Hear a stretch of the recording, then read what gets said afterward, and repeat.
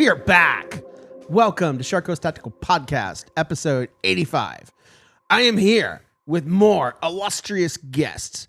I have Evan, Exigent Defense. I have Jason. I don't have any weird hand gestures. You could just go like horns like this. That'll work. You know, for Jason, owner of Ridgeback Defense, creator of the Roadie 6K, the illustrious Roadie 6K. The illustrious Roadie 6K, the illustrious Omer Essen. Just Omer. We're not doing. Omar's good. Hey guys, Omar here. Okay, you don't want any more names? Omar's great. Okay, Omer. Oh, do you want me to say Omer or Omar? What do you call me when you call out my name in the shop? Because I feel like when you're talking to me, I've never seen you once struggle with pronouncing my name. But then the cameras roll on, and it's a different pronunciation every week. I get nervous. Okay. Omar's great. So I think there's a history of speech impediments in my family. Why doesn't it happen off camera? Well, I think I'm getting older and it happened to my mom too, and my dad. Like okay. I'm not kidding. Like my mom had her own fucking language by the time she died. Was that a stroke? It might have been. It might have been alcohol-induced strokes. Luke the Glue Andrews. What up? Nope. And the amazing Dean Carroll. What's going on? Okay, so Luke. Yeah. Are you going to let us post No. what we recorded? No, I thought I couldn't even sleep last night because I was thinking. Really? About it. Yeah. No. So Luke disclosed. No, we don't have to talk about it. Why? Why? We have guests on. They don't care. I'm intrigued. Reoccurring guests. It's true. So I can't mention it? Why do you want to talk about this so much? Because all right, we've been doing 85 fucking episodes. How long you've been called the Lord? And then last night you revealed on camera why you're called the Lord. Right. And to a very prestigious guest who said you should embrace it like armor. I don't. No? I don't know. All right, Edgeback and Ridgeback. Exigent and Ridgeback are here. Obviously, it has something to do with the present commotion that is going on in the gunosphere and the internetosphere. So now I've been dragged into it, which is great. Seemingly over the past couple days. So we have a theory. So we have a theory that, in fact, you did take the cat IP. And how you did it was you guys were cat burglars. Somewhere there's like a grand castle, like a Nazi castle. And Cat is inside of it in the mountains of California or wherever they're from. And you and Jason, like superheroes, but super villains, came and found the cat castle. And both of you look like Catwoman, except you look more like the cat Gimp. That's right. That's some bullshit. It's pretty accurate. Keep going. You guys break into there, right? And you steal the tech, or the surge bypass. The surge bypass, yes. Where that is. Or you, same thing, but you came to the castle with a bottle of Test, a couple bottles of whiskey, midget strippers from Kentucky, and Jason as your muscle. Did you steal the cat IP? Did you know that Will was hiding in the bushes that whole time? With a cock ring on. Where's the Nazi part tie in? I was curious about that as well. Have you seen I was waiting for it to tie model? back. Because Nazis are behind everything. That's fair. Gay like Nazis. they're behind, Nazis are behind fucking everything in all comic books and shit, like the Boys and shit. Like there's Facts. always like some Nazi. Zombie Nazis. Indiana Jones. Jones. What's that? Who's Hydra? Isn't Hydra really Nazis? Definitely. Yeah, they're all so. Cat is obviously they're superheroes or they're super villains or is it they're both super villains? It's anti-heroes. It's my thing that's going on. There's a lot going on up there. Yeah, it sucks. Which is really weird because they posted recently a gay Nazi as their next model that's coming out. Have y'all seen that? No. Legitimately a gay leather boy Nazi for a SD can. What's it called? I didn't want to go any further with it. I had no idea. So like one of the new cartoon characters? Yes, one of the new LGBTQ characters. Where did the roadie design come from? Where did the fire team design come from? Yeah. So basically, we did a lot of our initial R&D kind of to get. We weren't like sitting on the computer designing cans together, but we would design cans. We would go test them out, and I'd be like, "Hey, I did X, Y, and Z. It worked. It helped reduce the back pressure and made it sound better." And then he would go out, test his cans. He would make some tweaks. He would share what he did, and we would just kind of innovate, side by side in the beginning.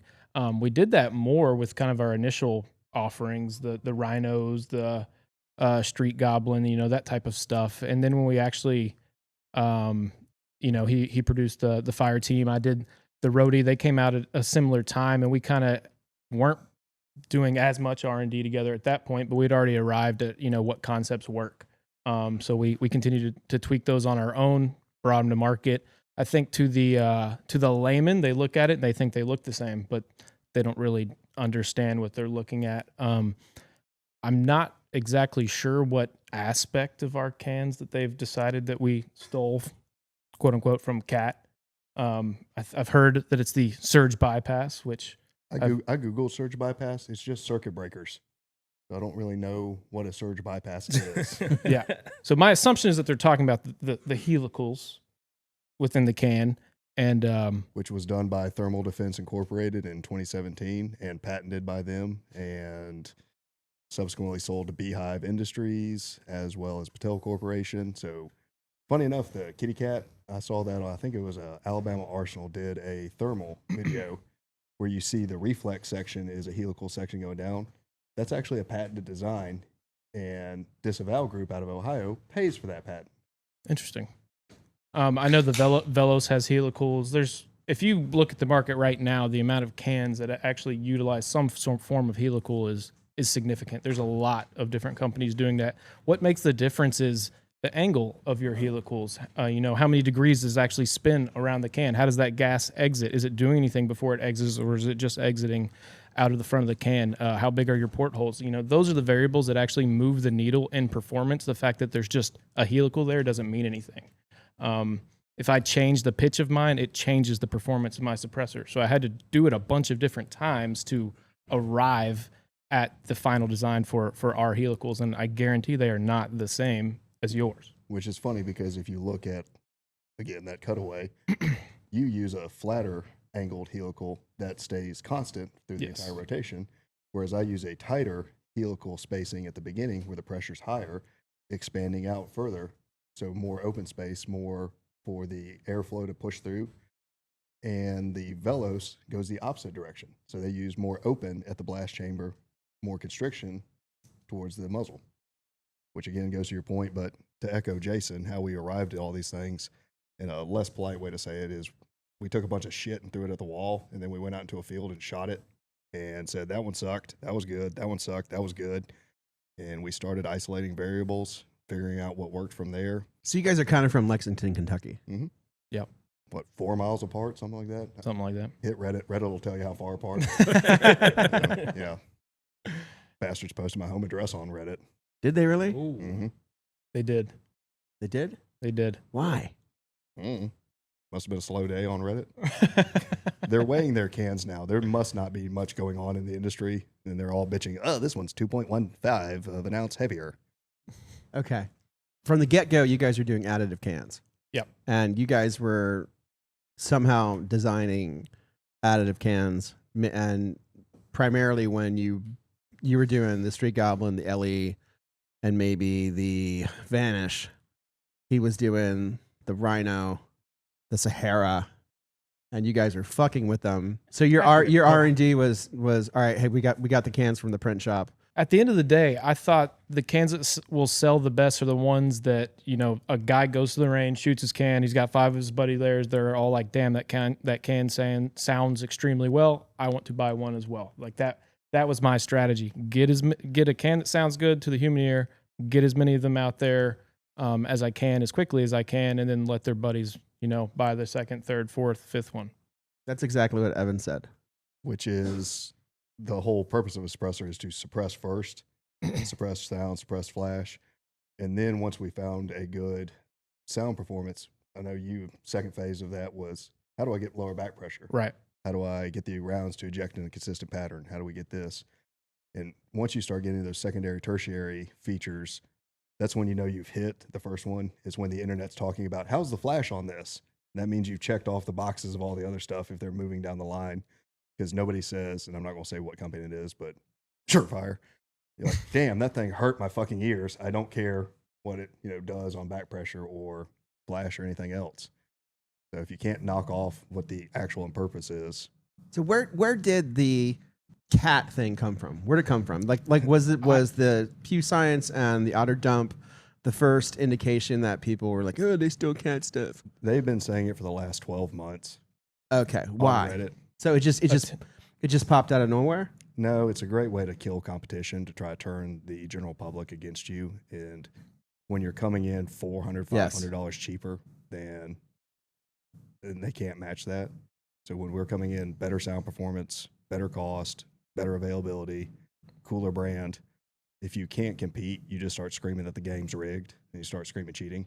Yeah, I've still yet to see the inside of a cat can, like, to date. I assume there are things in there that look similar, but that's just concepts that work in a suppressor. If I was to stand up a new company and start making engines for cars, and then I produce, I take a V8 and I tweak, I do this, and this to it to get higher performance, did I steal the design of the V8? You used a piston. Right. Like, you used a piston. The suppressors have baffles in them. They spin gas around, they slow it down, they cool it down, and they get it out the end of the can. Iterate on that, and that's literally what engineering is. So you guys are definitely like yin and yang, kind of. Like, you guys are completely different. I like Batman and Joker. Okay. That analogy works, wouldn't you all say? Yeah. You want to say Robin? No. Boo. I was going to say Rocky and Apollo Creed, but then I realized, Exigent really is Ivan Drago. Just beat the fuck out of people. If you get internet hate, you just, instead of like ignoring it, you fucking get in there and exasperate it and try to get sales from it. Jason is quiet, but I think from Jason's personality, he's a naturally honest person. And so you have people trashing your name. Yes. And they're trashing your name less because you're not fucking instigating the crowds. Right. But they cut your can too. How does that make you feel? That you started a company, you created the Roadie, which is arguably one of the most sought after cans right now in the market. Like, the Roadie 6K is fucking gun crack. Like, honestly, it is not hard for me to ignore that stuff, like, at all. Okay. I hear it, and it initially maybe I think about it a little bit, but it's like in and out of my mind so quick. But I don't like my employees seeing it, and then them kind of feeling like, almost bummed out that there's no one defending the brand online or doing X, Y, and Z. We did. Yeah, you guys did. Thank you. I appreciate that.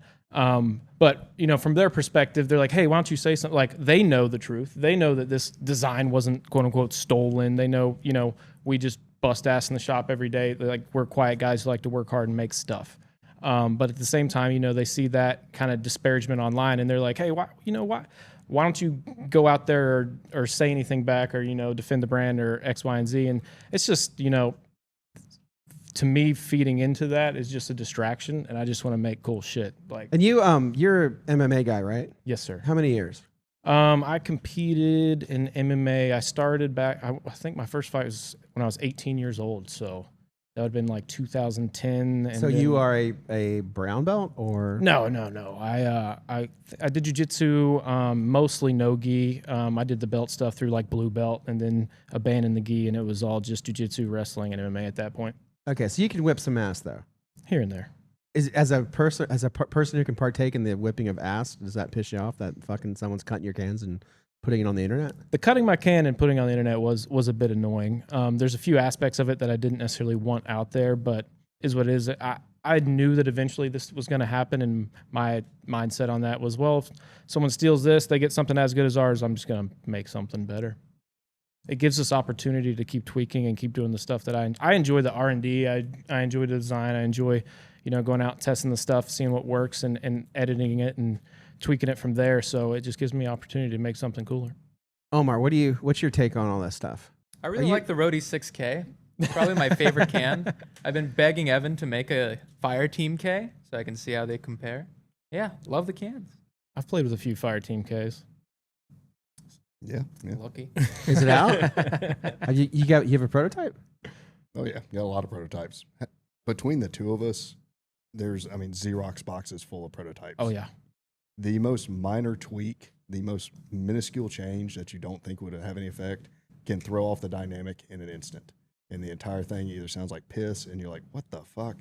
I mean, you remember that day we shot that one that I was so proud about and spent so much time. Should we tell people where it is right now? It's cut in two on my desk. But the internet version of it? Oh, well, no, I don't even know. But it sounded like a dragon throwing up. I mean, it was terrible. Like, oh, God. That might be That's kind your of a most cool popular sound. post ever, isn't it? Oh, yeah, it is. Oh, Yeah. No, I'll tell you. I want them to keep thinking it. Quick question. Is the roadie named after road beers? No. Fuck. But it probably should be. No, there's not much behind that. We're Ridgeback. There's Rhodesian Ridgeback. Rhodesian Ridgeback is really long to put in a marking variant, so we just kind of shortened it up. Nothing special. God, I thought you were like, man, I thought you're a drinker like me. Fucking road beers are the best. Roadies? They are. Not as good as shower beers. Yeah. Nobody else drinks in the shower. No, not even at my pinnacle. Never did I drink in the fucking shower. I have friends that said it was good, but no, I never tried that. Try crying in the shower and drinking in the shower. Even better. Somehow I don't think you are exaggerating. I think you're. Why haven't you guys put your suppressors on Pew Science? Let's I'll just start get with it that out one. there. My number one problem is keeping up with production. I don't need anything like the sales part isn't it. The demand part isn't it. It's just keeping up with production and scaling up our facility and our production. So it just doesn't make a ton of sense. No, if I need to chime in on that, I'll be a little less nice.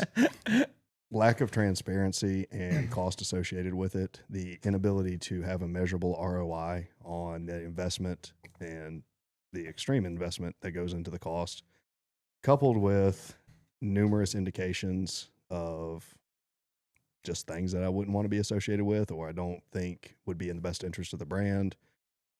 So one of those like, nah, I'm just going to sit that one out. You have an opinion on Pew Science, correct? Yeah. I don't have an opinion on. Well, Pew you Science. when I told you what our subject of our last podcast, you're like, I have a lot to talk about that. About Pew Science? Well, about Pew Science and Cat, yeah. Not that I can think of. Okay, so you think the Pew Science of rating cans is righteous? I don't know. I don't use them to judge. I Okay. shoot the cans. I see what I like. I don't think I've ever looked at the numbers on Pew Science. So a suppressor company is basically forced or expected to contact another company called Pew Science, who happens to be, I think, one guy who is an engineer, according to ChatGPT. But you have to submit your cans and pay this person in order to get a review of your can, in order to get social proof to the rest of the industry, including the Reddit crowd. So, yeah. When I say that out loud, I just I think fucking bullshit. Like my Bradenton in me starts saying, "What? You have to pay for somebody to verify that your stuff is good? And how much money is it?" I hear it's a lot. Omar, you were saying how much it was the other day? Hmm? How Pew much is Science? Pew Science? Do you need some Adderall? I feel like you're checking out. I feel like you keep asking me things that I have not said. A few days ago, I talked about how much Pew Science costs. I don't know if it was Pew Science, but what he was talking about earlier, what were you talking about? You did bring up these guys were going to come back, and you said you had a lot to say on that topic, and it was this topic.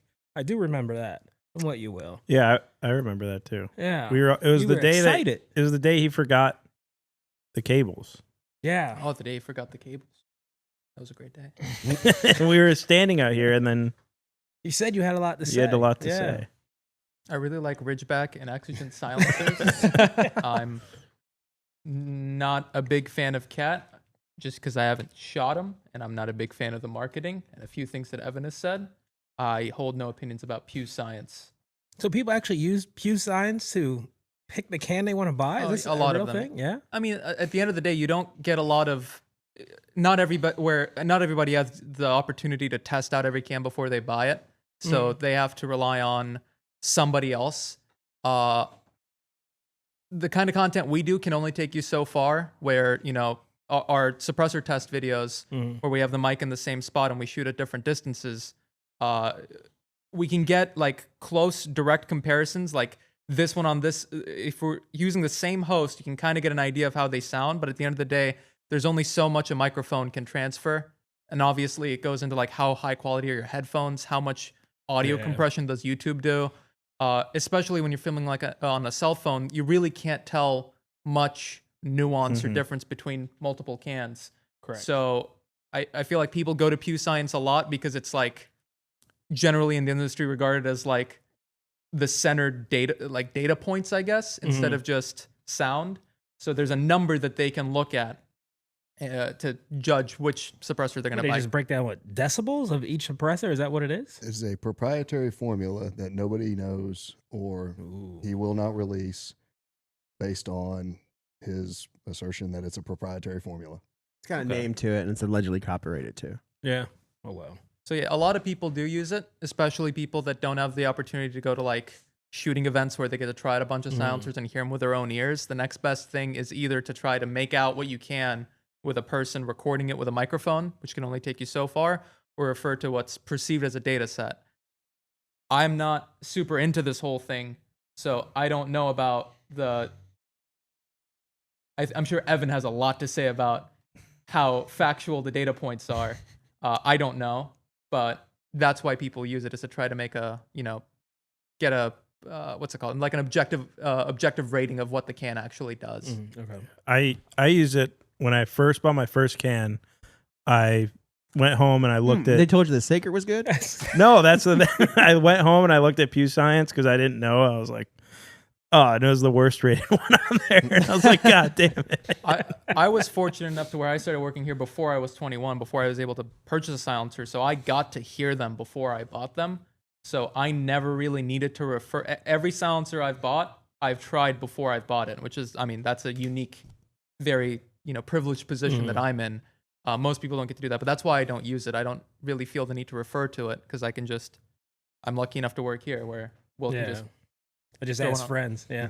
Will can just throw one on a gun and I can go shoot it and I can see how it feels. Like the whole reason this whole Exigent. Don't you think it would be more applicable before the free stamp and before the fast times? Well, you still have to commit to the payment of it. That's the thing. Like But if you there's could- 10 cans in front of you that one YouTuber says each one is the best, you can't buy all 10 and figure out which one you want to keep. You kind of want to, if you don't have the ability to shoot it before you try it, you want to refer to an objective or a perceived objective place that tells you which one's better. Okay, so but what about like the mafia? What about the mafia? So like We're talking like Italian? any kind of mafia, really. Yakuza. Yakuza. So the mafia is, if you want to do business somewhere back in the day, you had to pay the mafia money. Okay. You have to pay them like at Philadelphia, New York, wherever. Thank goodness they're not here, but maybe they are. But traditionally, it's like if you want to be in this game, like the unions, like you had to fucking like the unions were controlled by the mafia, and you had to do certain things that the unions wanted you to do, or they wouldn't work because the mafia controlled them. Some might even say the church. It's extortion. So basically, suppressor companies you can be forced or not. Like you can be expected or forced to pay for a rating of your can where you don't really know if the science behind it. And you have to go by somebody who you don't really know their expertise other than everybody's paid them money.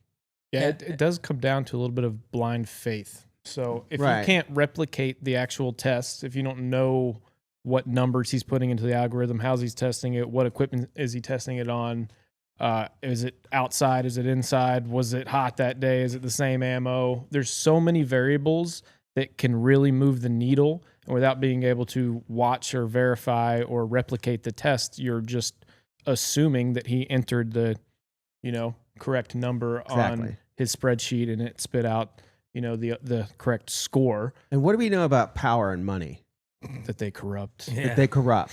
So you're saying that, like, just like the mafia, if you don't pay Pew Science, then he will send the Reddit goons to come and collect. Or claim that you stole designs Mm-hmm. in social media posts. All right, so if you don't want to agree with the mafia No, now, no, I get what you're saying. I wasn't saying that, like, but you can definitely power corrupts, Sure. money corrupts. Mhm. So if you're expected to pay between $6,000 to $25,000, which is what it is, it's six. If you didn't want to say the amount, that's fine. I'll say it. I don't give a fuck. I don't care. People can come after me. I don't care. And It's really that much? It's $6,000 to $25,000 Per can. Per can. per can. Damn.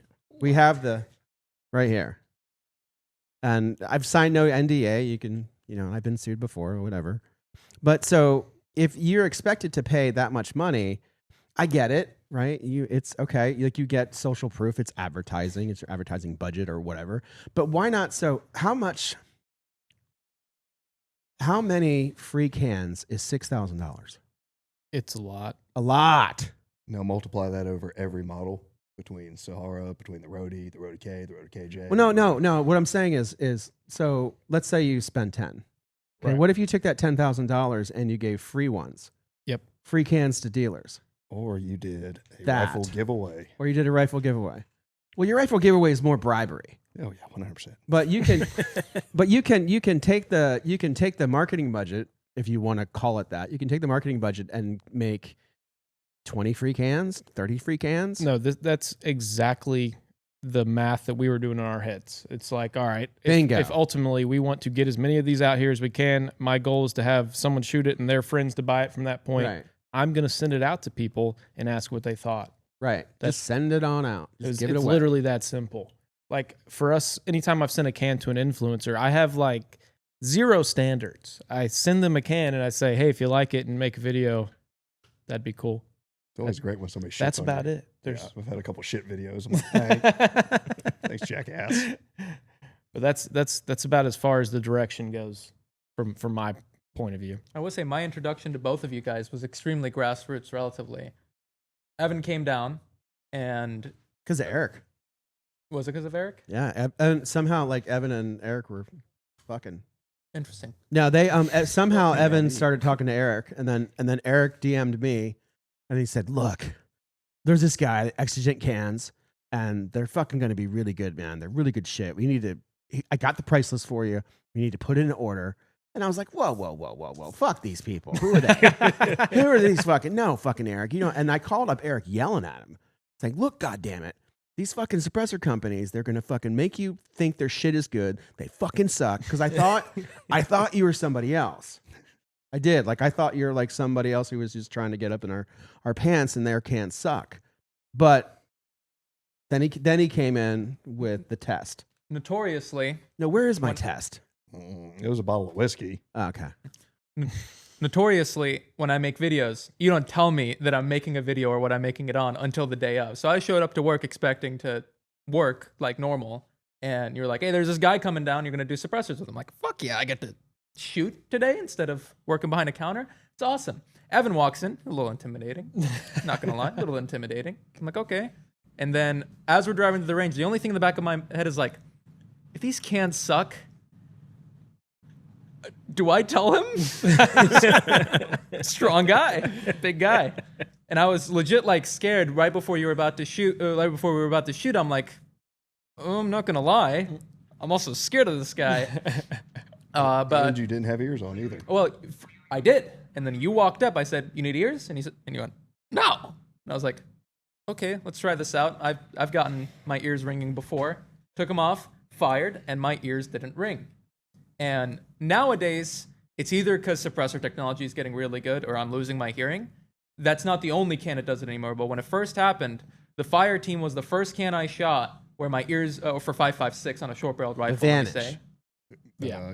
Yeah. I Yeah, guess, the you Vanish. did First shoot time he the came down with the Vanish, not because the we fire had team. the Oh, fire team as a super secret squad. Yeah, that was It a hadn't super been- secret. Yeah, hadn't been that's right. released yet. One of your cans was the first one I had shot without ear protection on a short-barreled 5.56 and not had my ears ring. And that blew my mind. I made a look, turn around. I was like, "Oh shit!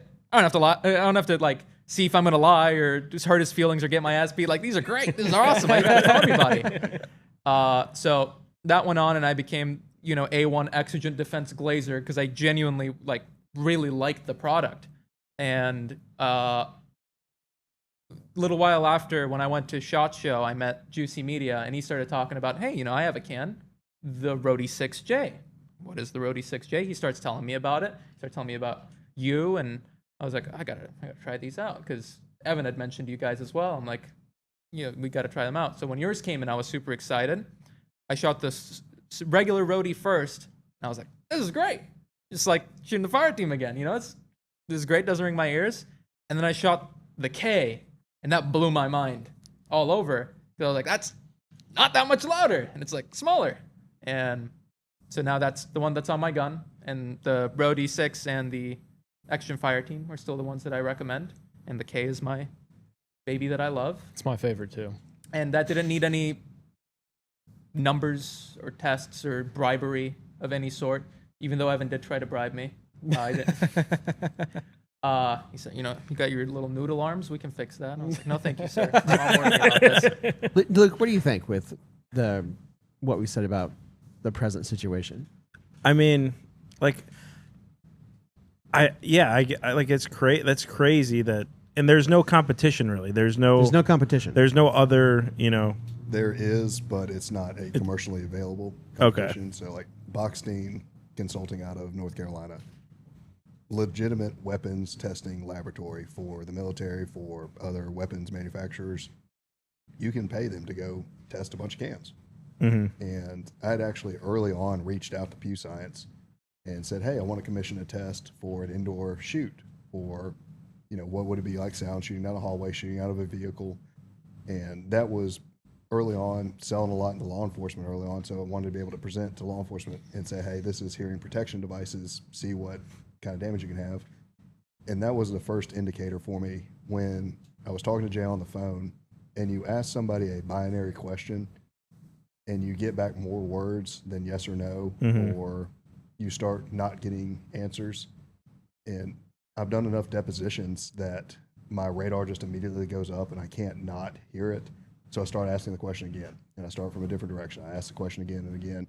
And when you consistently don't get an answer to the question, why are you not answering my question? Right. And it was, hey, how can we set this up? Can we build, a hallway? Can we do this? I have access to school buildings. I have access to these things, different structures. But there was no direct, straight answer on actually being able to do this test. And that was kind of the first inkling. I was like, Did you contact the other company? I did, actually. Were they too expensive? No, I looked at the price and I looked at the market too. I was like, honest to God, I don't know what cans to compare this to. And I don't know really where Exigent and Exigent products kind of fall in. Is Exigent a budget brand that needs to go against, a bunch of stacked and welded cans? Does it need to go against Huxworks? Does it need to go against Surefire? Does it need to go against this? And Why does it need to go against anything? comparative analysis. Ah, okay. Most people, to Omar's point, most people never get a chance to shoot a suppressor before they buy it. Mm-hmm. But they might have heard somebody's Sandman at the range. And so in their mind, they have a set point of like, okay, I know it's this. Well, did this one do better than that? The number of questions we get on comments or DMs or anything, hey, is the Rico quieter than X? Like, did you already buy X can and you're just trying to either look for validation or find something better than what you currently have? So people want to use that touch point as the next measuring tool. So, and then also I looked at the price of cans. I was like, oh, fuck that. I don't want to buy that. Like, which, in echoing an earlier point, have never purchased a cat suppressor, have never cut open a cat suppressor. And I think, Jason, didn't we borrow a cat Noah? No, I bought that. It's still whole, sitting in my gotcha. office. Yeah, Got we it. used that to kind of measuring stick early on. Right. But all right, so Dean, your thoughts on paying for Pew Science? I don't know him, so I don't know anything about the company. But if he's already engineering your can, I'm sure you bring in other things to test it against to see how quiet it is. Why pay someone to validate that? That's what I don't understand. Then Because the Reddit amount guy's said- telling you have to. Yeah, I don't go on Reddit, so I've never That's had your a Reddit first account. problem. being permabanned from Reddit for the 4th time was probably the best thing to happen to Exigent. Don't use Reddit for anything, like at all. Did you have a cat can on your Mark 1? Yep. Issue a correction. I have shot a cat can. It actually sounded pretty nice. Till you broke it. Till I did blow. No, I didn't break it. Wait, Yes, you hold did. on. No, I didn't break it. It worked perfectly until you guys left with it one day, and then it came back. It was broken. It did. I'm sorry, dude. It's not my fault. I didn't do anything but pull the trigger. It's all right. I don't care. But hold on, Cat still didn't come out and say any of this. Isn't it just someone It's else? no. It's someone. Yeah. It's so. It's the whole. It's really fucking Otter Dump. It's Otter Creek, like just fucking causing shit. Mhm. It's Otter Creek causing shit. It's Focus Trip causing shit, and then the Reddit dorks and the Otter Creek army. The timing of all of this seems oddly suspicious to the timing of Socio Summer, trying to have a good, fun, like thing to do in the summer and marketing campaign and selling cans during the summertime. That all of a sudden this all hit right afterwards. Like this time last year, we had to pay for a $200 stamp, right? It was drastically like the can buying process between now and then. It was an emotional purchase. Well, it's completely different. Completely different. You had an extra $200 investment, and that is without. And that's with a good wait. A year prior or 2 years prior, your wait times were 90 days, 60 days, fucking 6 months. Yeah, mine were like 257 days. That was my first wait time. Yeah, I mean it's so, and I'm not sure how long. You know, Pew Science has been doing this since 2019. So things change in the gun industry, and so you have it being such an emotional purchase. Okay, I see what you're saying. Yeah. Prior being such an emotional purchase, prior to it taking a long time, prior to many factors, maybe something like Pew Science made sense. Mhm. But now there's no cost to the stamp. There's additive companies and cans are like, and as far as like these guys who are good, we don't know. There might be some fucking genius somewhere who pops up out of there might be some 10-year-old right now fucking making they're designing shit. Like we don't know the future. Like we don't know how good things are going to get. Mhm. Like these guys might be chumps. I mean, they made some good cans, but there might be some other fucking dude who comes out and creates something that's completely better. So that person is betrothed to go to Pew Science and pay money because what? And what I'm saying is too, where you're saying, Omar said, well, I had the opportunity to hear all the cans. And I worked at a gun shop, and Will could go shoot one in the fucking bathroom whenever he wanted, and I could shoot one too, and I could test him at the range on every Sunday when a whole litany of different cans came out, so which is not the common buyer. But even now, I would say the common buyer has the right to go back and say, fuck you, this sucks. Give me my money back. Now, I would say, like, so back in the day, right, you could to say my can sucks, give me my money back. You would never do that because the stamp took so long and because the money was $200. And so if you said, fuck you, I want another can, you've got to pay the stamp again. Now we could, like, say they buy the roadie. They don't like the roadie. Like, fuck it. It's dumb. Okay, cool. Give me it back. I'll give you, if you want it, and then it goes to the gun dealer. How well does the gun dealer want to take care of the customer? So if somebody, and people have come back in the past 6 months and said, I fucking don't like this. I'm like, all right, take it back. Take it back. Have creepy Andrew buy it. And then they take that credit and buy something else. And I think I had a guy come back with 2 different ones because I think he wanted, remember the Hexium guy? Yeah. The Hexium guy who wanted the fucking Hexium, and then we gave him a Sahara, and he came back. He's like, no, I don't like this either. And then we took that one back too. Give him a Rico. No, I think he eventually got his money back, and the Hexium came in, and he came and got the Hexium. I think, right? The Hexium 300. Yeah, he came and got the Hexium. And there's another guy who was really waiting, and you let him have a Hexium 762. Yeah. And then when the 300 came in, he came and switched it out. Yeah. So which is unheard of. Like That would have been unheard of 3 years ago. Correct. So what I'm saying is the consumer now, the consumer has more power now, and the bigger companies have less power. The smaller startups have more power than ever. It's a really unique time, very similar to how you said we're going to see a whole fucking thing change. You said that about a year ago when you first bebopped in. So why can't gun shops step up and say, if you don't like the fucking can, take it back? You think the sound sucks? Take it back. You guys have been around. Have you seen that? Do you think any other gun shops are doing that? Return on cans, definitely not. But if it just takes one person saying, you know what, like I'll say it now, like if you don't like your fucking can, bring it back. Like if I sell you a can and you don't like it, bring it back. I will fucking give you your money towards something else. I have no problem doing that because it's not that big of a fucking deal anymore. As long as you have fucking Petridge Farms, what's it called? Cerberus? Yeah, but what's it called? You know the name, don't you? Peterson. Peterson Farms. As long as you have Peterson Farms software and shit, and it's not a big deal. Just take it, buy the can back from the person.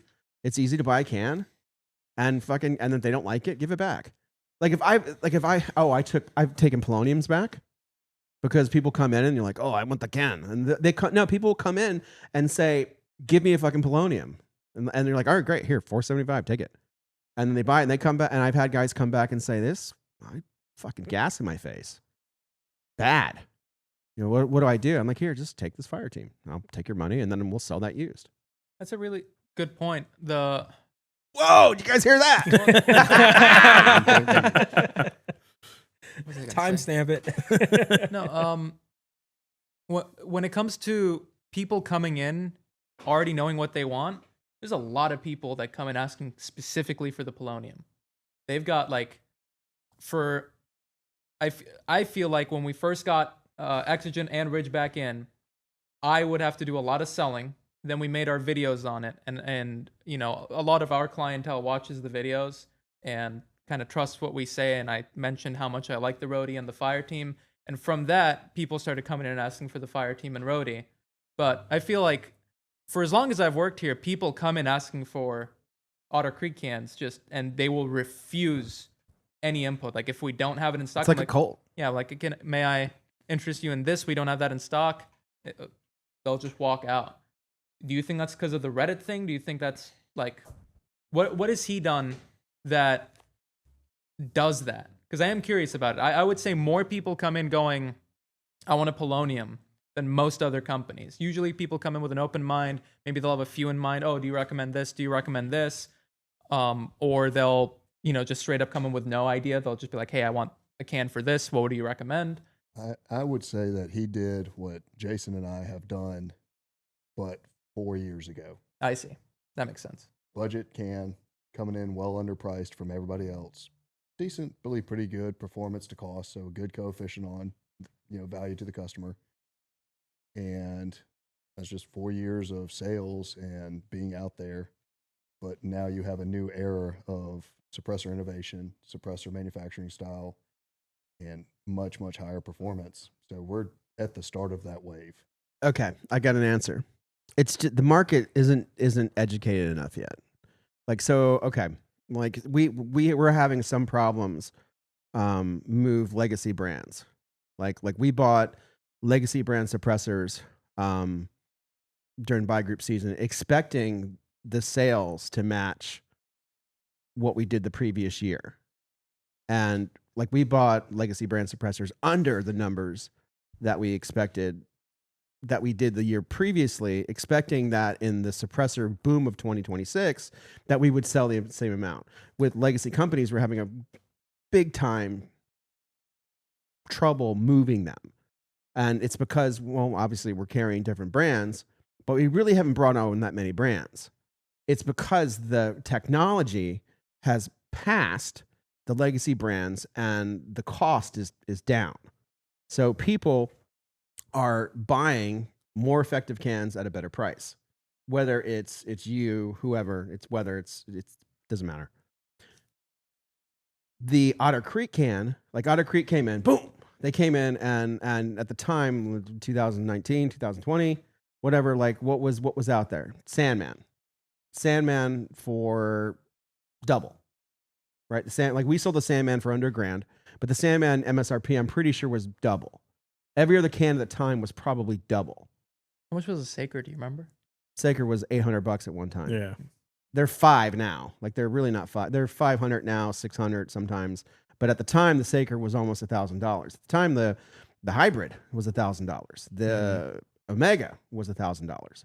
So you had Otter Creek come in, and everybody was Otter Creek fucking happy because it was a can that was around $500, and it suppressed well, allegedly. And that's what everybody wanted. It was like the 5.56 can to get. I remember because Pierce came in, he's like, "Oh, I'm gonna get the Polonium." And he couldn't fucking get them. Allocated like a motherfucker. Everybody wanted one. Come to find out, it's a real gassy can, slightly quiet, kind of heavy, and you can sell it comfortably for around $500. $475, you can still make a little bit of money. Come to find out, like they don't make that can. It's a can. It's another company. I'm not going to name their name, but they make it. And we could easily just go buy it from them and have the same can, same amount of money, maybe a little cheaper. But what I'm saying is, at the time, that's what the market expected. They expected half. They didn't want to spend Sandman money. They wanted to spend Otter Creek money for the Sandman performance. They got Sandman performance for Otter Creek money. Now you get Cat performance for Otter Creek money. Better than Cat performance. Better than Better than Cap performance for Exigent defense money. yeah. So what I'm saying is, we're seeing change, and the people that are screaming, "You've got to give Pew Science $15,000 to validate your can," they're still living in the past. There's no reason to do that now because you can simply tell your dealer, "Go fuck yourself. This sucks." And if dealers won't take that challenge, then go to the other guy who will. If the option is there, I do like that idea a lot. I just don't think a lot of people want to buy a can with the expectation that they might have to resell it, probably not for exactly what they paid for it, and go through the wait again. Like, I feel like, I don't know. I can't speak on every type of buyer, but I know Dean's a similar buyer to me. Before I buy something, I do as much research as I possibly can, even for the smallest thing. I got to buy a new toothbrush. I've got 18 tabs open seeing what people are saying about the toothbrushes that are top of the market where I can find the perfect one for me. Yeah, but what have we learned with social media? And the last 5 years? We've learned that fucking you can't trust a goddamn thing that people say. But people do need something. And I think Pew Science offers that alternative. Again, I'm not going to speak on how accurate it is. It's very clear, opinionated, that you guys don't believe so. Again, I don't know. It's not that I don't believe so. I have no proof. I see. I'm agnostic on it. I feel like what it represents, like the idea of a centralized, like objective testing center for silencers where you can actually see data to see which one's better, is a great idea. That's kind of what me and Eric tried to do with the small selection we have in the store, where we just like always set up the mic at the exact same spot at the exact same field, shooting out of similar guns that didn't always work out. But would you demand the same centralized data for other accessories like your laser, your optic, your flashlight? Yes, I feel like that would be great. That's a really good point. I never even thought about it that way. Yeah, suppressors are like, they stand alone in that. They are. Nobody cries out for, "Hey, I need an illume test. I need to know the candela of this light before I ever buy it."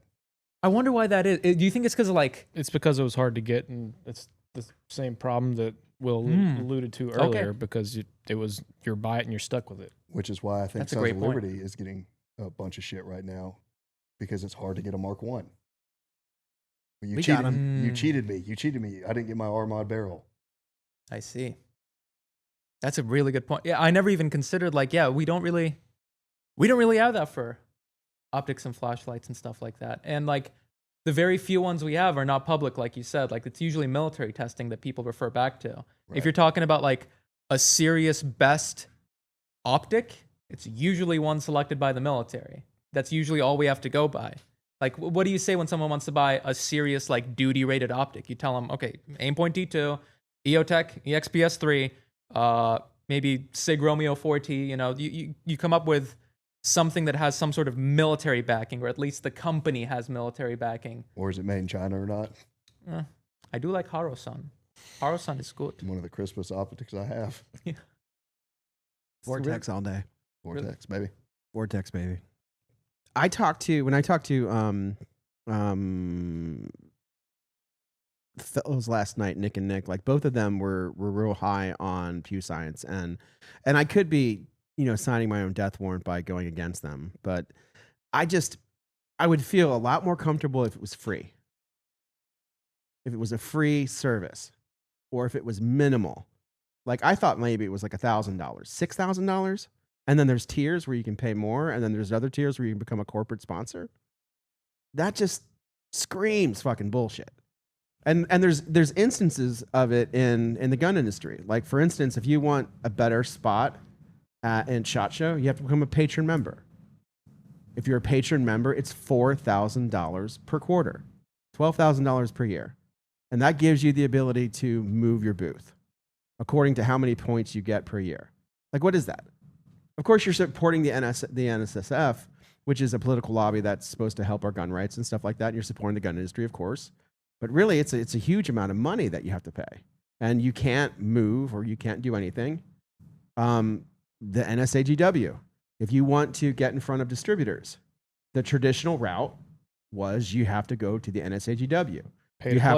You have to, bug them for years, get in, pay the booth fee, which is $8,000, pay the moving your booth, which is $3,000 there and back, $3,000 there, $3,000 back.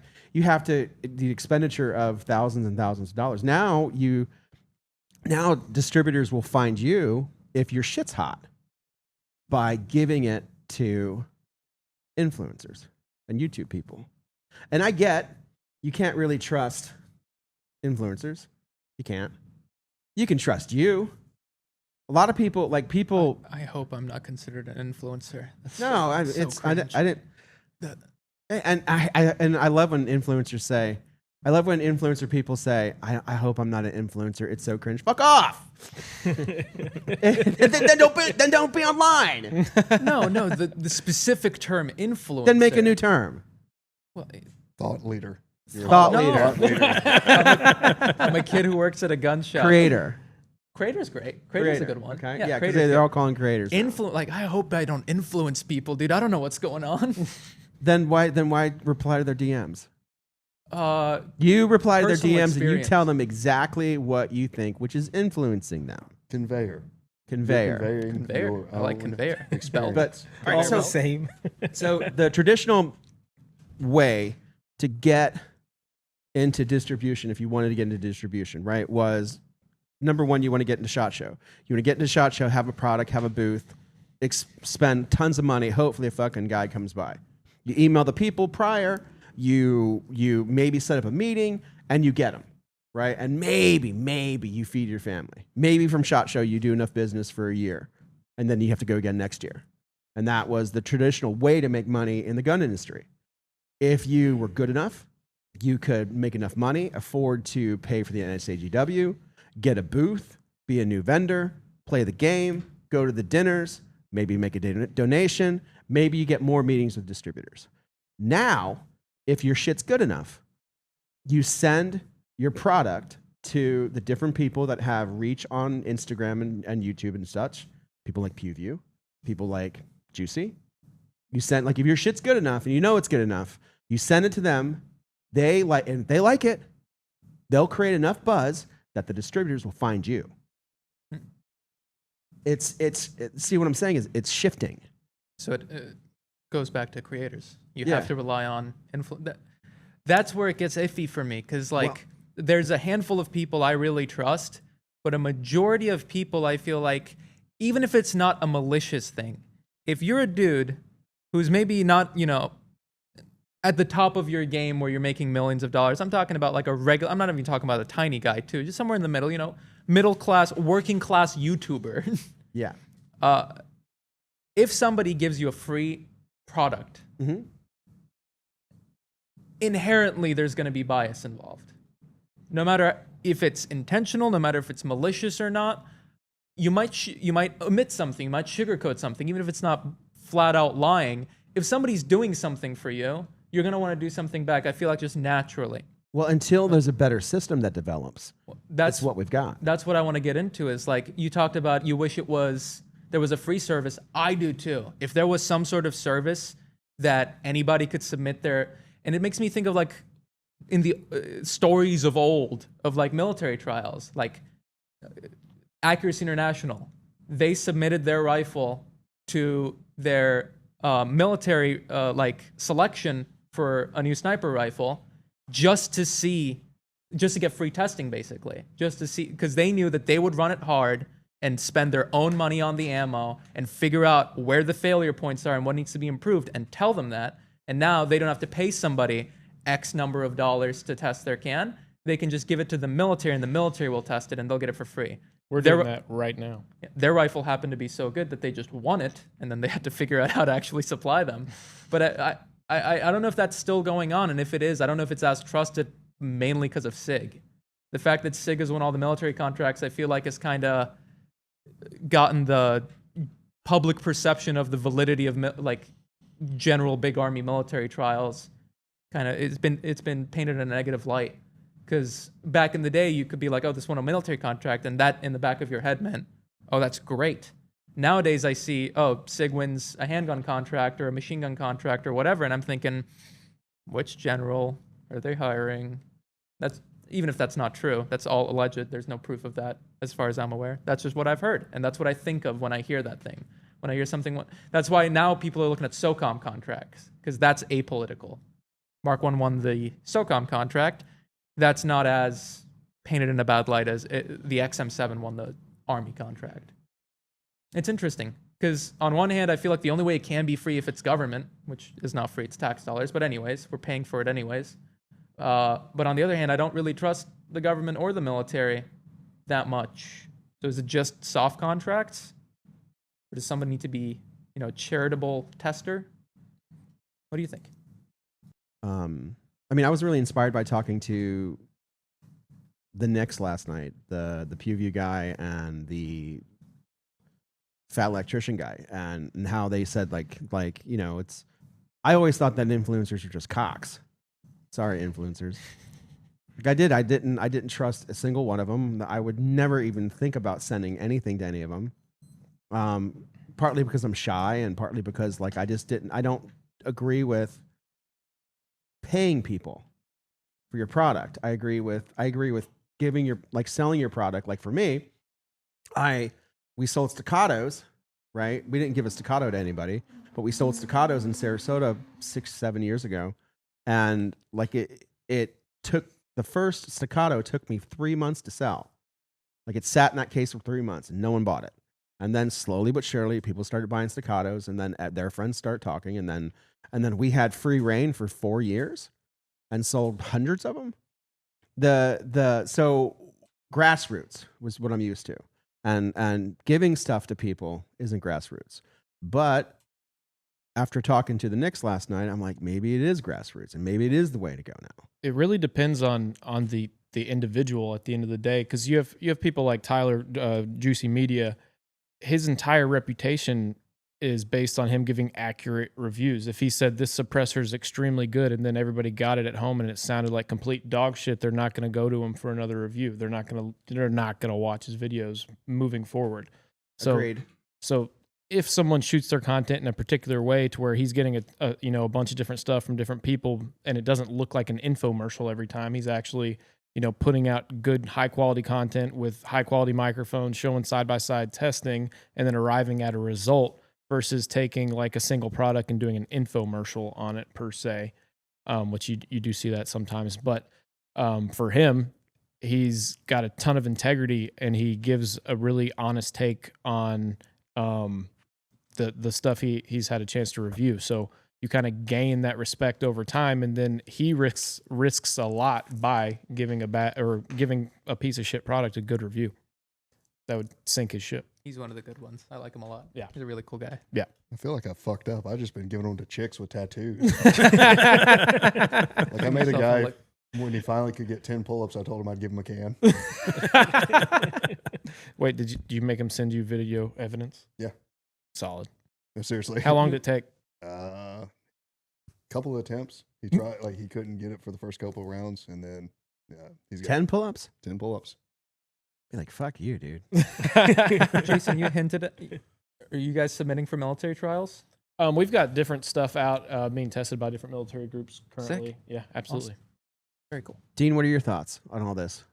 I think giving it to an influencer would be the best bet because what they were saying, if you have a good one, they're not going to want to ruin their reputation. That's literally their job and their livelihood. So I think the industry is definitely going that way, and anything we did before is like the Pew Science thing we were talking earlier. I don't think that's necessary, like at all. I would add something to this too, just for the discussion. I find it repulsive to pay an influencer and refuse to do it. Like I don't even want to get the damn blue check mark on the Instagram. Like I'm that cheap of a bastard. But I look You at are the pretty cheap. paid influencers is there'll always be somebody that comes behind you that can pay more. Now you just became fodder for ranking behind that company. But when you give them, isn't it just you're giving them like the product and not money? Yeah, the Knicks said don't give. Yeah. They said don't give if they ask for money, walk away. Yeah, the kind of person that's going to ask for payment to review your products is not the kind of person you want representing your brand or let alone reviewing it, in my opinion. I completely agreed with them. If the kind of person you want is the kind of person that's whole thing is like UC Media, this is the thing, this is what I think of it, this is what happened in my time using it. And I feel like the biggest hurdle for manufacturers like yourself is going to be picking out and weeding out which ones are worth giving it to. Because like you don't want to give it, you don't just, I feel like a lot of manufacturers will hear this and go, okay, so I just got to send it to a I just got to send my product to an influencer and then I'll get rich. And they might send it to like Black Rambo or something. Right. You don't want to do that.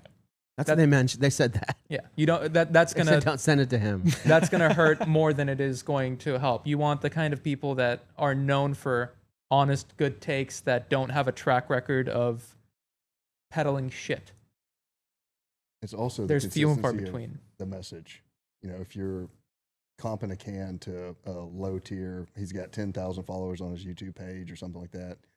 But you start seeing the same message over and over and over and over again. Hey, the fire team is really quiet. Hey, the roadie is really quiet. Hey, this is a really good can. Just that consistency over and over and over again to basically establish the credibility, for lack of better terms. Yeah. Volume is a big thing because like when you're looking at specifically suppressors, I feel like if there's 1,000 people over here saying one thing and there's 10 people over here saying something else, those 10 get drowned out, pretty easily. But also if everybody is saying the same thing, you also start to think to yourself like, what's going on here? Mm-hmm. If everybody and their mothers is suddenly, it's like when the NDA on something expires and then you get a product video from every YouTuber you follow in your page. Like your feed is dead, you hit refresh, and then suddenly 15 different guys making the video on the exact same thing. That gets a little fishy for me too. That was the funny shit about when Otter Creek cut open both of our cans and they posted on Reddit. It was the same alt accounts. Oh, this is a cat copy. This is a terrible can. They didn't send it to Pew. This is terrible. But then about 100 of them were like, hey, I've got a roadie. It's really awesome. Hey, I've got a fire team. It's really awesome. Hey, like, hey, I don't care what you all say. It's you downvote me. It's still awesome. I generally tend to, from my personal experience, to trust the people that are a lot more just natural about what they say versus the ones that feel manufactured. Because I feel like a lot of people will review a can in a way where they're talking about, they're being very, very aggressive about certain things in either direction. Either extremely aggressive against it, being like, this is the worst thing ever, this is the worst thing ever created, this, or this is the greatest thing ever made. It does literally everything perfectly. The middle ground for me and the things that I like to listen to are just like, hey man, this product does this well, it doesn't do this very well. This product is this great, this part is not. You should try this product if this is what you're prioritizing. Like, I don't know, back pressure, for example. Hey, this was really quiet, little gassy. This one, almost as quiet, less gassy. This one, really not quite at all, but 0 gas. And then you can make your decision based on that. That feels so much more objective to me than this is the best, this is the worst. A score. Well, even a score isn't, because like suppressors are nuanced. No, what I'm saying is you don't want a score. You want. Oh, like, yeah. And like I just came up with a response. I feel like the nuance in suppressors ties into a lot of why they're treated separately. Because there's not a lot of nuance in a dot. It's a dot. There's not a lot of nuance in a flashlight. It's a flashlight. There's a little bit, like you can be like, oh, this one's more durable but smaller window or whatever, but that's about the extent of it. With suppressors, there's weight, size, gas, form factor, attachment method, sound. The ubiquitous tone. The undefined. Hey, does this have a good tone? Deep Yeah, tone. Deep sure. tone. Yes, deep tone. Can I say something that's kind of just devil's advocate here? Yeah. Do you think we're thinking too much about this though? Like too hard? Like, don't you think the average Joe on the internet isn't thinking about all of these, like who's thinking about this? They're watching Grantham and they're saying, does he like it? Does he say it's good? Then it's good. That's the 97%. Yeah. Absolutely. So like, That's it's just most. like every other product where like you get this product in the hands of Michael Jordan, everyone's going to buy it. So like, I don't know. I just feel like, are we thinking about this wrong? Could it be, yeah, it might be worth it to give Grantham $30,000 to shoot your stuff. Zero. Like- He did the video 0. His camera guy had a fire team. Yeah, really? Yeah, it's his personal fire Nice. team. Nice. Yeah. But I'm just trying to see it from a different perspective. Like we in the gun industry who are like autistic about this stuff Mhm. look at like, oh, what is Juicy, or what does this person say, and who's paying them, and how do they get this can? But like I just feel like for the 98% of consumers, it's just like, Does it look Yep. cool? does it look cool? Does it sound good? Is it in my price range? Yeah. Well, Yeah. I completely agree with you, but I feel like what else are we going to do other than focus on the 3%? Right. That's The- true. They're the We're not- loudest. we're- The we're not- 3% is the loudest out of all of them. Yeah. Yeah, the 97. I think the same thing goes for shooting, and this is something that I feel very strongly about. Is like I debate constantly with people about how to be, better at shooting, or what I think makes you a better shooter versus what doesn't, and all this stuff.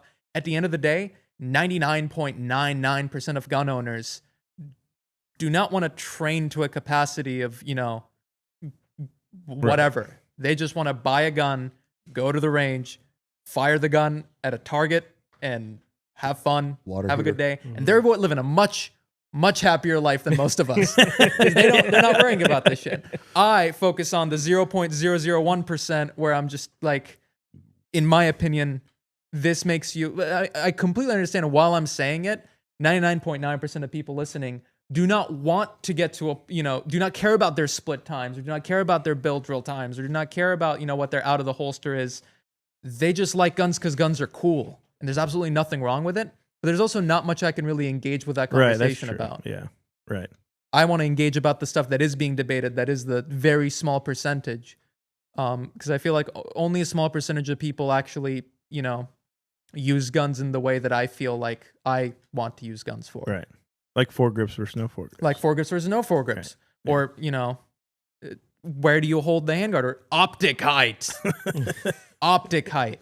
For 99.999999999% of people I've ever sold an optic to in this store, whether their dot is up here or up here will make no difference to their life whatsoever. They will go to the range, uncase it, shoot it, put it back in the case, have a great time. So But I will still tell all of them to keep it low. here's a question for you Gotta on keep your that. head up, dude. For the 3% of super autistic gun people that want to analyze and look at every detail and everything, how often are they positive online? I mean, think about that. It's true. The super critical, hyper analytic people, they're pretty fucking negative about everything. And thinking about Pew Science and all that, I don't want to market to that demographic. I would rather market to the 97% of guys that just don't want to blow their ears out in a home defense situation. or just want to, hey man, this is a really fucking quiet suppressor. Like, this is cool. It's like, feel like a movie or something. I'd rather go average Joe, like the people that want to shoot and have fun with it and don't have to analyze some random metric and try to sit here and look at graphs and try to figure out what one number means versus the other versus this, or just, gross. No thanks. I think it's tyranny. Tyranny. I don't like that shit. Like I don't like somebody saying that this is you got to bow down and listen to what I say, and a group of people bow down and a group of people getting together and saying this is what is right. What we say is right, and you have to pay in order for you to be right. And if you don't like it, you're bad. And we'll cut open your cans. And we'll cut open your cans. Fucking tyranny, dude. It's extortion. And the only thing where that 3% that we have seen with Sig Sauer, that 3% got loud enough, and it fucked up everything. Because it started bleeding into public discourse. Yes. Once you break through to the 97%, now it's like common knowledge that the 320 shoots itself. Even if that isn't true, it's broken into the public discourse It becomes to where internet it becomes. lore. At that point, does it even matter if it's true? Like once it's so ubiquitous that there's enough people that believe it to cause like tidal shifts in the market, it's past like debate at that point. It just becomes what's accepted. Same with the Mark I. Once enough people believe that this thing doesn't have the same components as the one that's in the military contract, yes, of course it matters, by the way. I'm being semantic about it. When I say, does it even matter? Absolutely it matters if the gun shoots itself or not, or if a company is lying to you or not. But I feel like the end result doesn't change all too much. History doesn't like correct itself.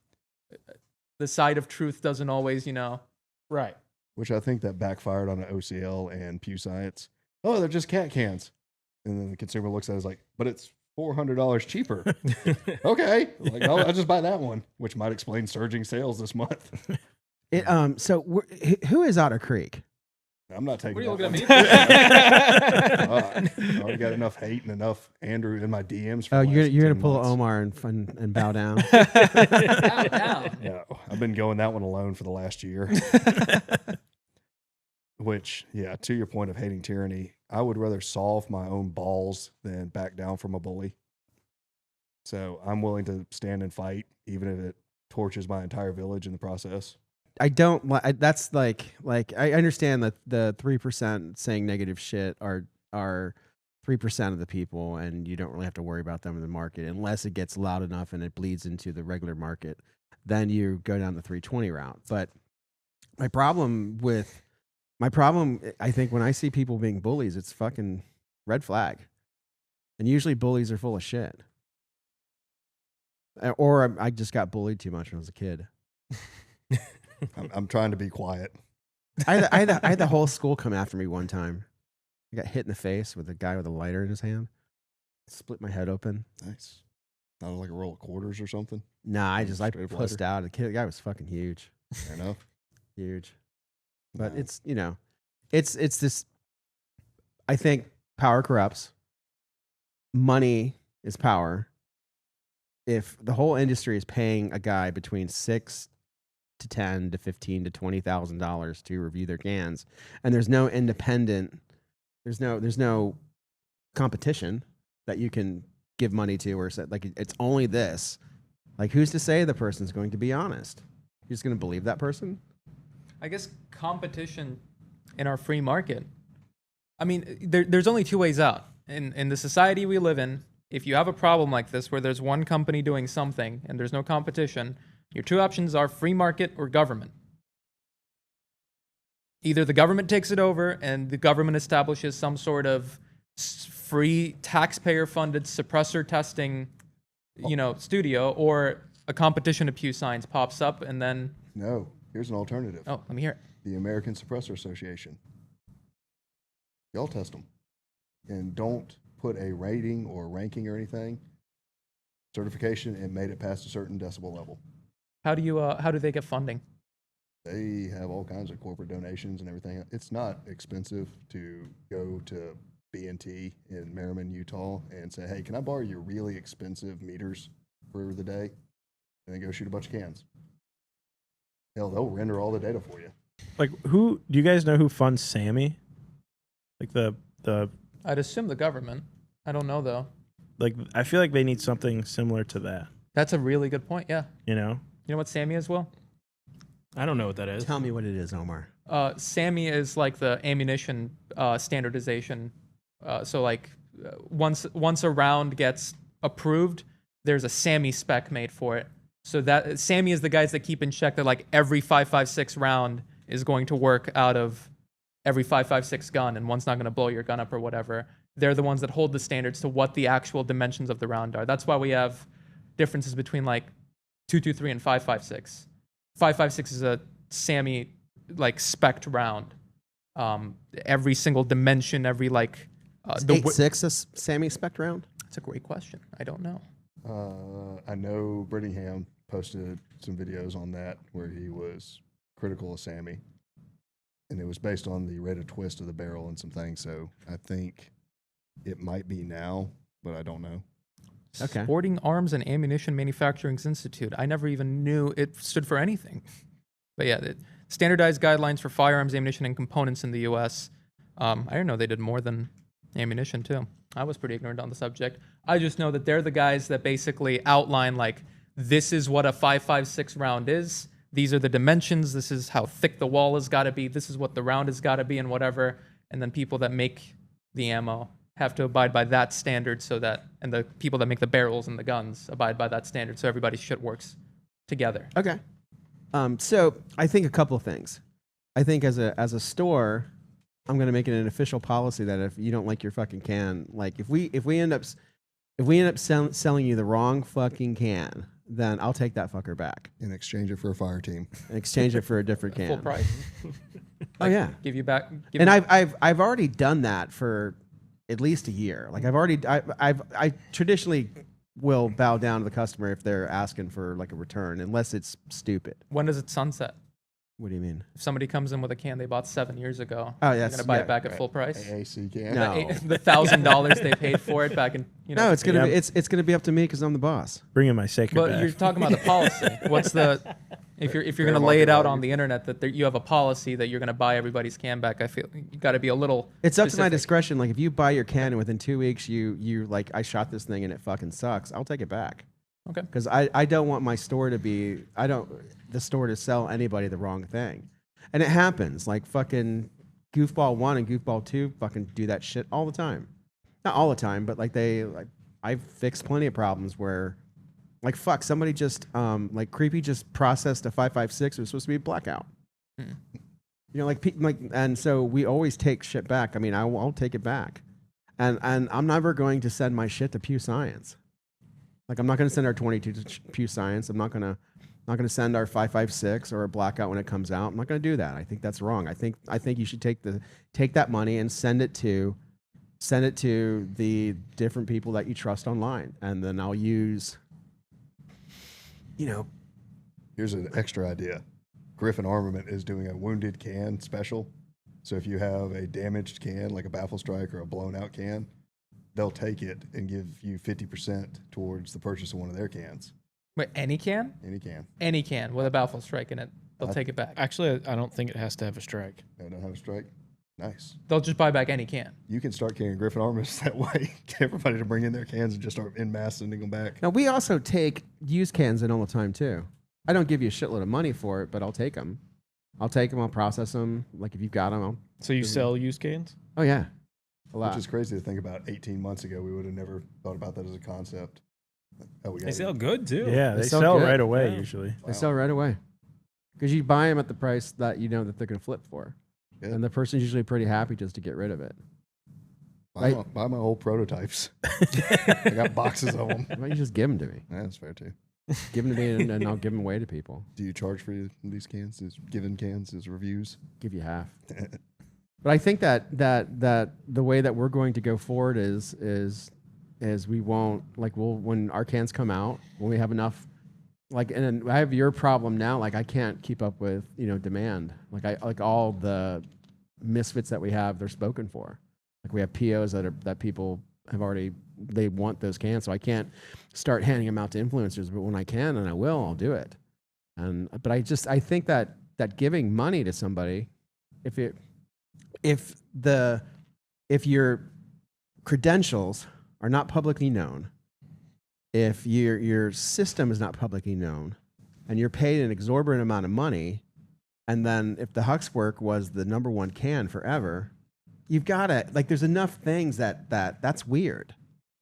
There's enough weird things going on for you to say it's weird. Did you brushed by this earlier? Did you say there was a corporate sponsorship option? I'm pretty ignorant on the whole thing. Yeah, you can click on the website. You click on the website, and all these different companies, pretty much everybody, is a corporate sponsor. Oh. So not only can you pay them to review your can and publish the results, but you can also pay them to be a corporate sponsor. Sounds kind of like the pharmaceutical industry. What, are we going to get high? What are we doing? No, I mean, think about that. Like, you've got the pharmaceutical company funding their own testing for the efficacy of their product.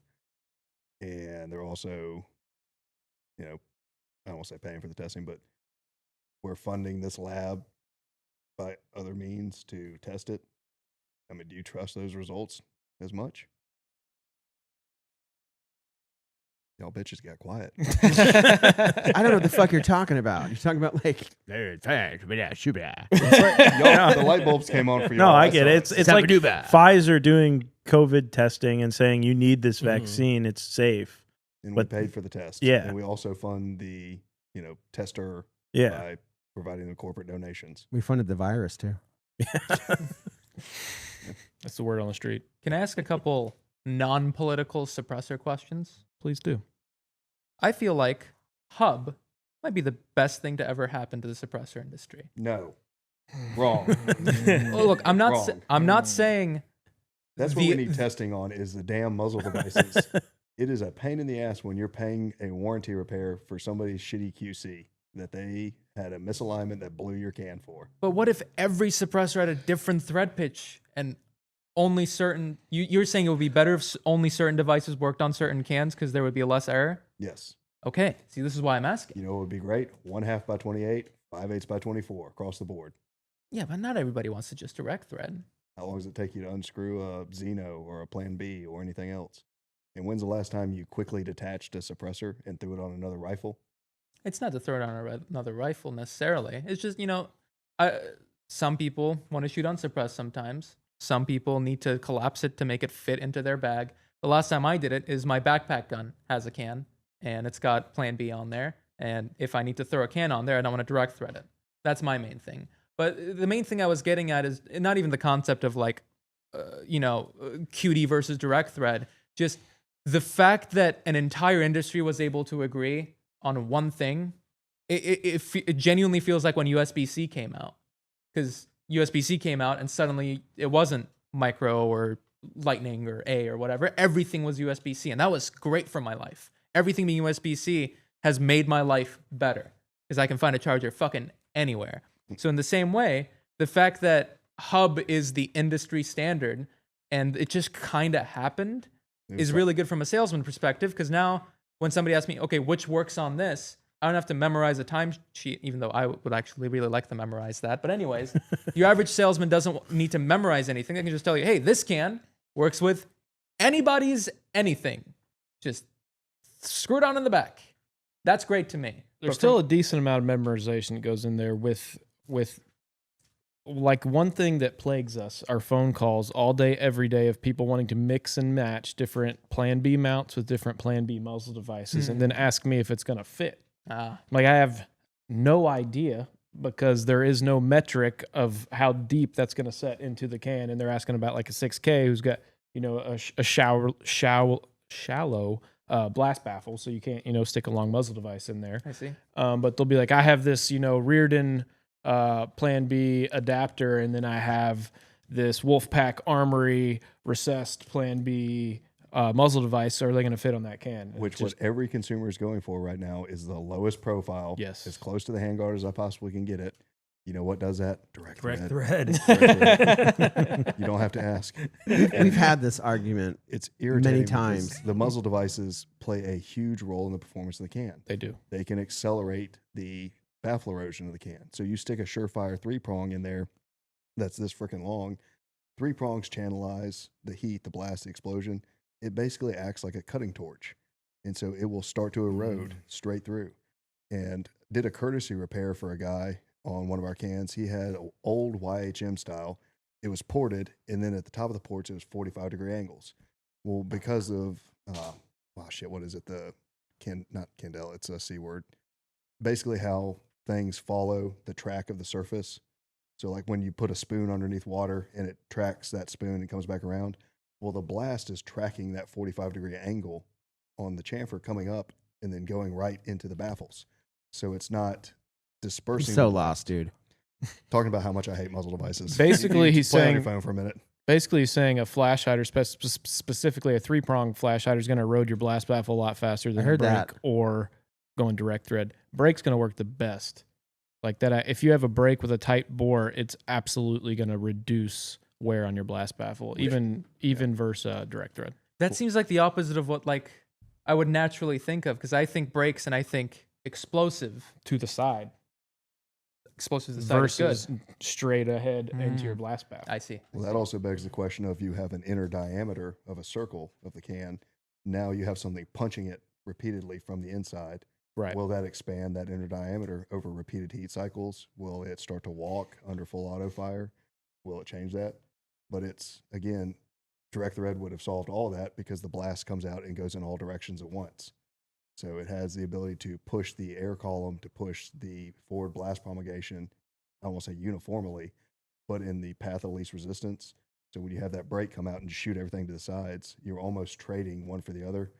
But it's a lesser of evils because when that guy that bought the can looks in his can and it's like, oh, my baffles are still, looking good, versus having a 3-prong that's like, oh, fuck, I've got 3 giant notches now in my baffles and it's eating them to pieces. So See. as manufacturers, we have to kind of take that approach, which y'all sell them the lowest, smallest possible muzzle device every time. That's my ask. That is, We sell people what they want. if they come and look at something, try to find something shorter. When you're influencing someone, Convey them the smallest one because that's going to have the least disruption of performance. It's going to have the least displacement of air volume within the can. Like some of these gigantic muzzle devices, like when you're getting these 13.7 pins and whatnot, like, bro, there's nothing out there that's going to be low profile. Like you're already in like the 3rd baffle at this point. Like you're jamming this massive muzzle device in there. And remember when we metered the Hux muzzle device and it made everything louder? Yep. Well, it's pushing everything straight down the bore line. You've got this gigantic long muzzle device that's now preventing the blast baffle and any sort of bypass system or any sort of gas evacuation or pressure relief from actually doing its job. But with that said, on the full size Rode 6, the Hux muzzle device like eliminates all flash. Like there's almost zero, even on the like cold bore first shot with the Hux muzzle device, there's nothing that comes out of the end of the Good can. to know. But with other muzzle devices, you don't quite get as good flash performance, but it's going to be a little bit louder. Thank you very much. You're Very welcome, sir. insightful. I like to hear from. It won't fit in that one though. I'm just going to start. I'm very happy with this. I'm very happy with this one. Unrelated, if that's all right. I don't mean to eat up too much time. I feel like I've been talking a lot. K-cans. K-cans. It's like my favorite thing to talk about nowadays. My journey for shooting rifles has been started unsuppressed, obviously. As soon as I was able to get cans, I kept chasing the quietest one. Because silencers are to make things silent. I want to chase the quietest can constantly. And once I started finding the quietest cans, I found out I usually need more volume to achieve that. So they end up being long. And then when I started shooting with a long suppressor, I started realizing, the rifle is harder to, not necessarily to swing, but to come to a stop. If I'm going from one target to another, doing a target transition, the more stuff I have extending out past my barrel, the more difficult it is to go and stop perfectly on the second target. I usually end up over traveling and having to come back. So I thought to myself, fuck it. I'm wearing Ear Pro. I don't need a can. So I go back to a flash hider, and then I start realizing the negative effects of having a minor TBI every time you pull the trigger. And also what I found, which a lot of people don't talk about this. I would like people to see if they've noticed it. When I went back to shooting my rifles unsuppressed for a little while, there was so much more felt recoil.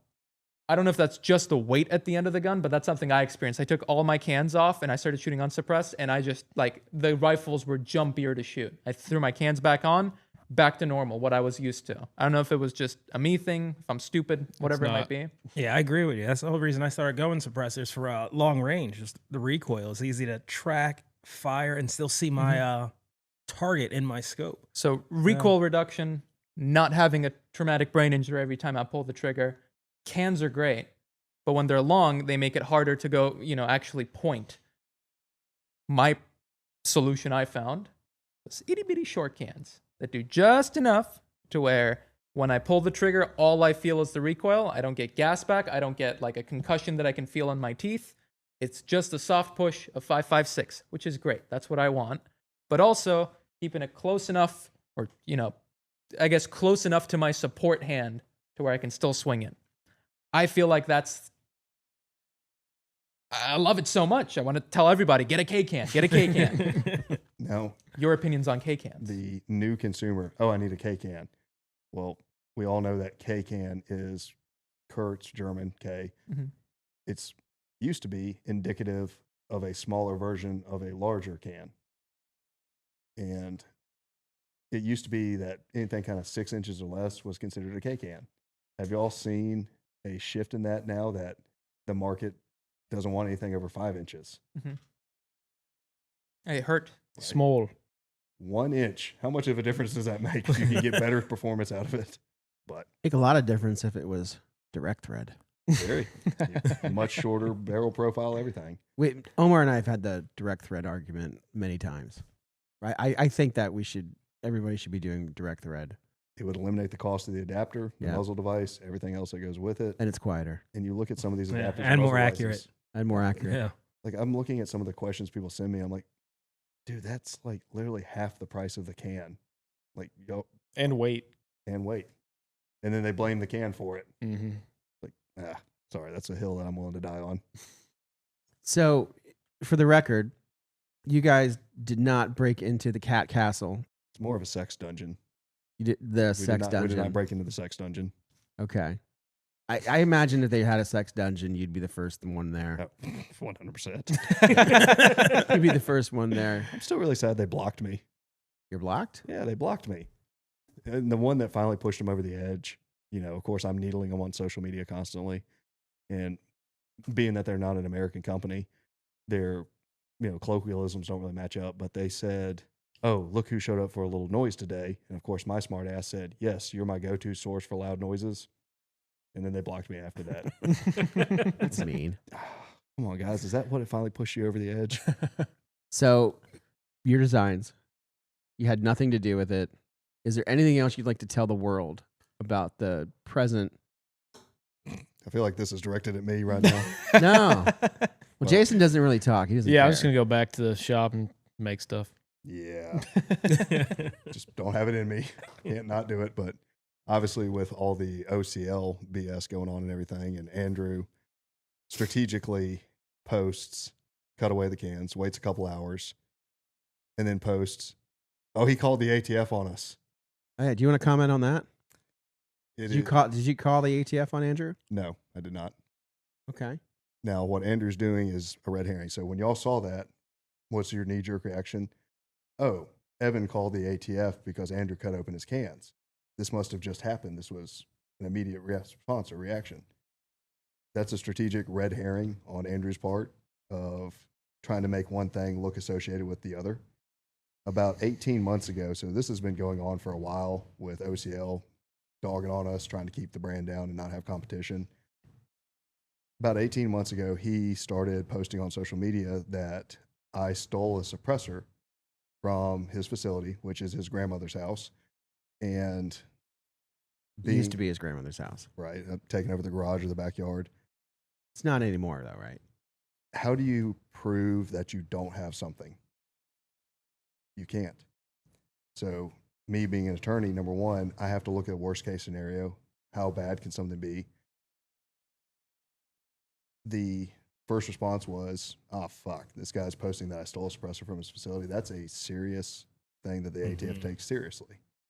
So I called my ISO, industry operations specialist, and said, hey, what do I need to do in this situation?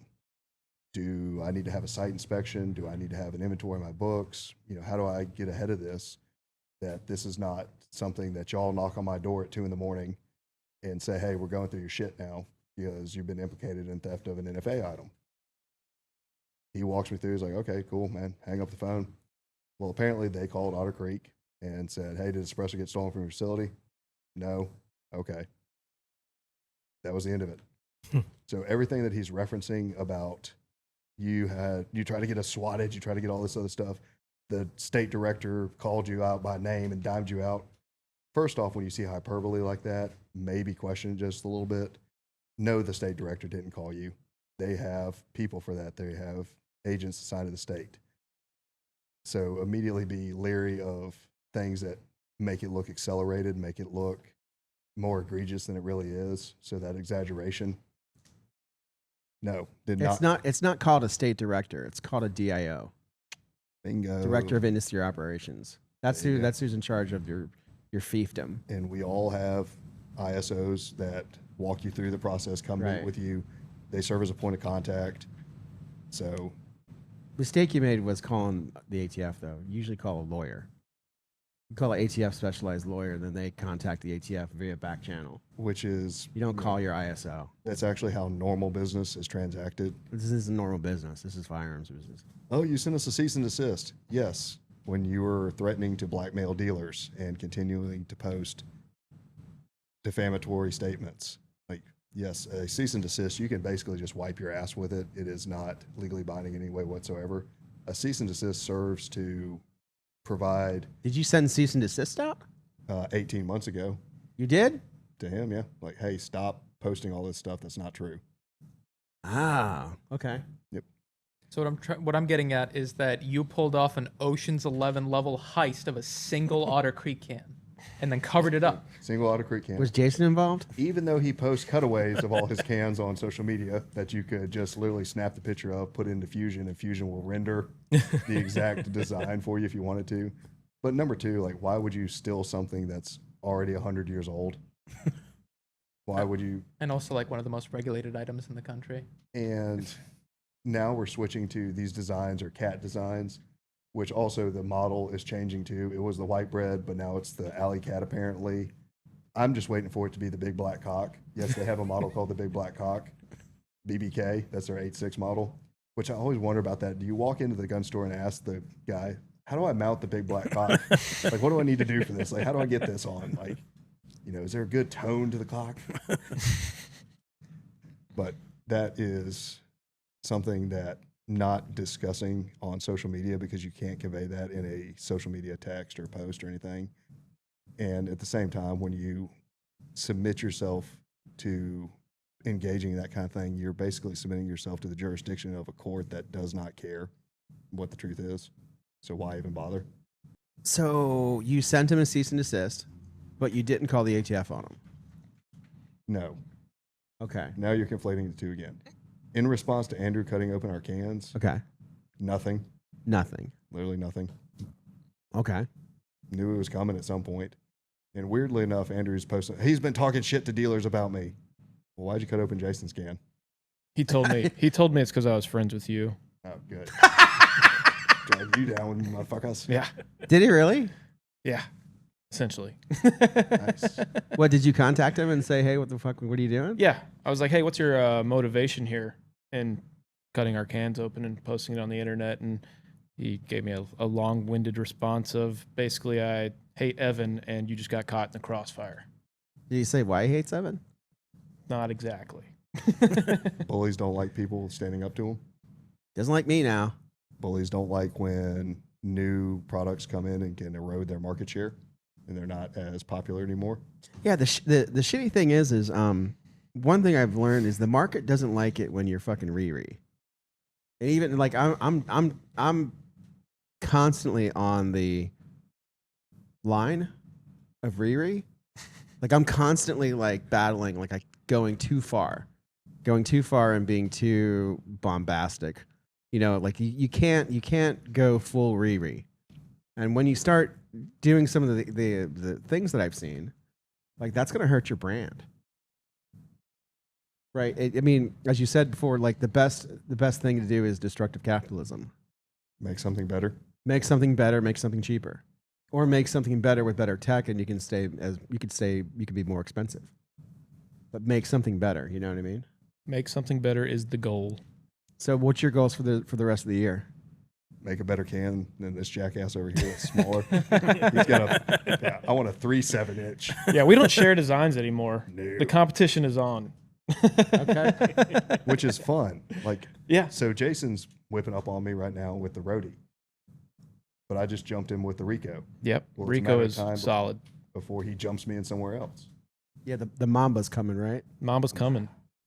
Mamba's coming. It's we're bringing out the 9K first, so it's not going to be a direct kind of competitor to the Rico. It's smaller can.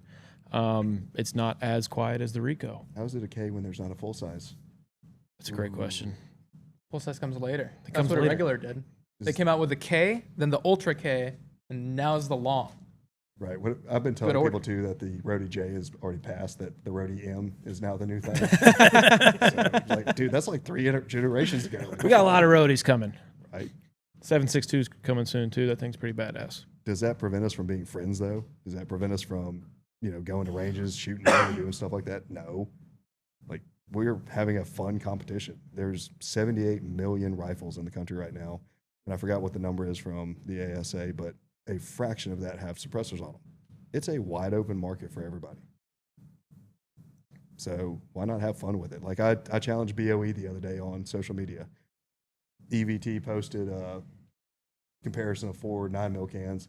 So I immediately messaged BOE. I was like, let's have a good old fashioned 9-banger, a duel in the desert. Come on, let's get every 9mm PCC we can find and just start running them head to head. Like, that's fun. There's nothing wrong. Like, I don't dislike BOE, and if they make an awesome can, hell yeah. Which I still love. I don't know what he does over there, but he has the best name, Justice Hall. Fucking love that name. Justice Hall reigns supreme. Justice is great. That's what they call their headquarters. No, that's the dude's name. The dude's name. Oh, First name Justice, last name Hall. Justice wow. Hall. All right, Great man. there we go. We want to thank you guys for coming down and setting the record straight. And for the people that are kind of maybe listening to this and saying, oh man, you guys normally don't get into controversy, kind of got brought upon us. This will be the last time that we bring this up. I'm going to name that. I'm going to get rid of my Otter Creek cans. I'm not going to carry them as a brand anymore. I'm going to go my separate way. And I'll remain true to the belief that I don't agree with Pew Science. You can.